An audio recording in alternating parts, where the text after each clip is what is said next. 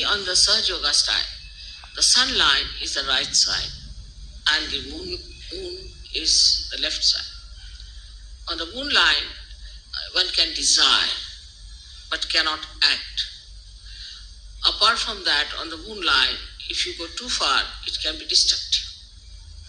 Because if you sit in the house doing nothing, and also these days there's unemployment, say for example, no work, then you start thinking too much. And this thinking is just a desire, energy working out, no action. And without the action, this energy can become very destructive. That is why we find that people, they say that empty mind or is the devil's workshop. Where people do not act, when the action doesn't take place, then it can be quite destructive. So the balance has to be struck. And the balance is that we should desire and act. So a balance has to be struck where you have the Sushumna working out. Now the Sushumna Nadi is the one where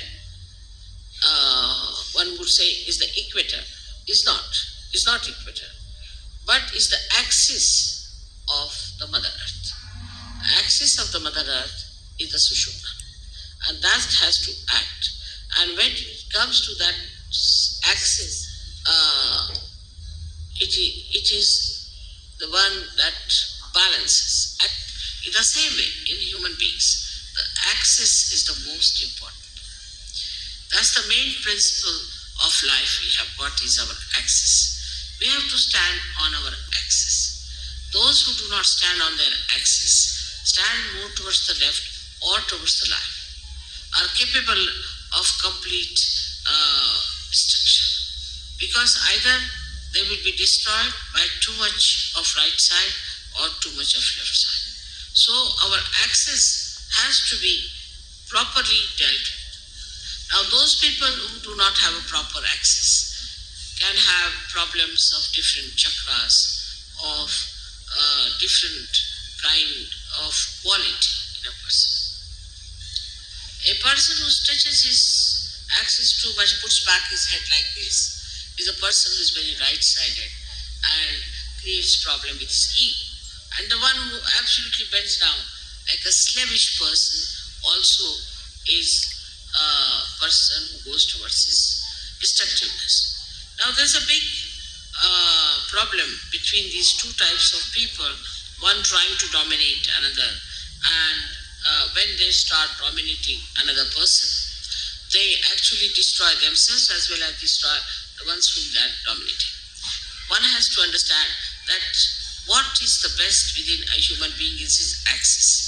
And everybody has an axis, and one must respect the axis of every person.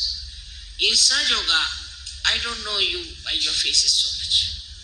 I know you by your chakras, by your sushumna, what sort of a sushumna you have. If you have a deep sushumna, I know you as a deep person.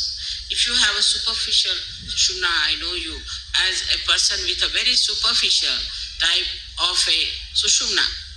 And even if you make up something by sort of being very nice or good or talking about Sahaja Yoga or knowing too much about Sahaja Yoga and saying things which will baffle normally anyone as if you are masters of Sahaja Yoga, I know how deep.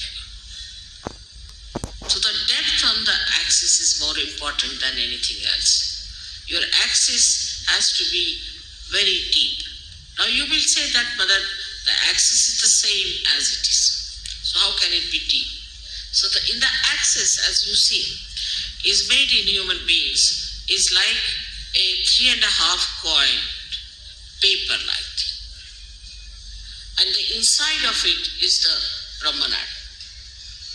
The Brahmanadi is a very, very small little, we can call a very, very hair-like thing, where only a hair like Kundalini can pass. But when the person is deep, this Brahmanadi is bigger, and all the rest of them which are coiled into each other are smaller. While the people who are not deep, their outside,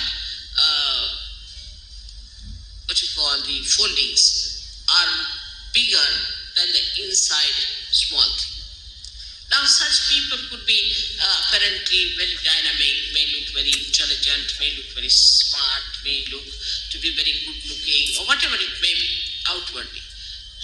But inwardly, they are not deep. Inwardly, if they are deep, their whole attitude is beautiful. They are very joy-giving people. They are very joy-giving.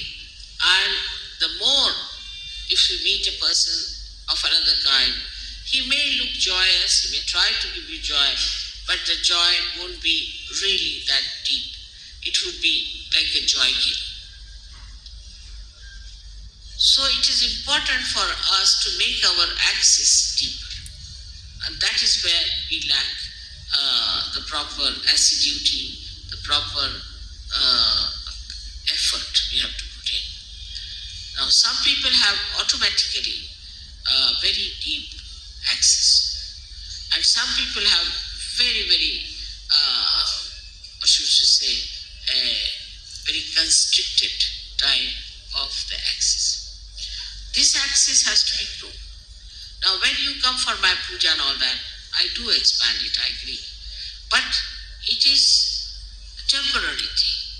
To retain it at that point, one has to work at home, in the collective also. One has to work very much at home with meditation. But it should be done seriously. It should not be just a joke, to be frivolous, to be stupid. That's not the way. It should be done very seriously in the meaning that it is a devoted task you have taken. It's a meditative thing. It's a prayer to God. You can call it, it's a puja to God. It's to be done with that reverence. Because reverence is the key of achievement. If you have no reverence about yourself and no reverence of others, then it cannot be done. But first you must have reverence for your own life. What am I doing with my life? Where am I wasting it? Why should I waste it? Why should I be deep? After all, there must be some purpose of my life. Am I serving my purpose? Am I doing that? All these things, if they pop into your head, then you will understand it's very easy to fight out your ego. Because normally on small, small things people fight. I've seen that in Saj Yoga also, people fight on things like, it is so useless, absolutely useless. To me, it sounds stupid to even mention the way people fight over small things and quarrel. But a deep person, even if he doesn't speak much, even if he doesn't show off much, even if he doesn't sit in the front line, he expresses himself through his depth, because I can work out better through that. So to develop this, one must meditate. Important thing is to meditate every day, every day, every day. You may not eat your food one day, you may not sleep one day, you may not go to your office one day, you may not do anything that you are doing every day, but you must meditate every day. That's an important point to develop the central constricted part into a bigger area. Now, when that happens, that you start developing it, the first thing you will notice about yourself, that you do not care for any comfort. Do not bother about any material thing. Whatever it is, you are above it. You just don't bother your head. Let it be. You just don't want to put your neck into a thing where you do not belong. You just get out of it and you think that, oh God, this is too much for me. I just don't care for it. So your whole attention now moves inward. When the attention starts moving inward, then it expands more. This is the inner part, which is called as the Brahmanadi, and starts expanding and expanding. widening comforts you. That's the comforting thing. And that really makes you feel so comfortable in any circumstance, in any position, in any lifestyle. And you do not want to have any other comfort. And this one has to develop through meditative effort. This balance comes through our depth, and that depth has to be improved. Not through just by talking about it, by talking about Sahaja Yoga, but actually seriously doing meditation, actually seriously doing meditation.